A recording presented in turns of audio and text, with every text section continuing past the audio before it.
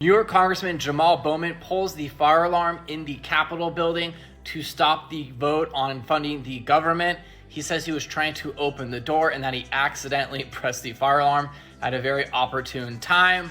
No one's buying this. He has not, been arrested. The Capitol Police have been interviewing about him, and he said it was a terrible, accident, and that he's embarrassed and that he was, locked in and couldn't open the door. Here's a picture of the exact fire alarm he pulled.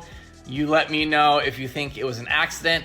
America is a banana republic now. Many people are just too busy with their daily lives to wake up and realize this.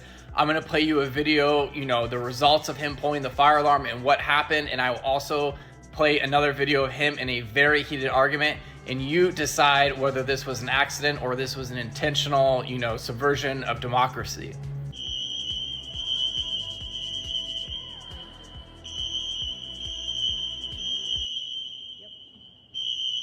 To carry.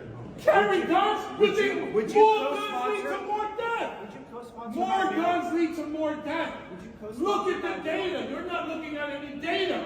You're the carrying data. the water for the gun lobby. No. Look at the data. More guns lead to more deaths.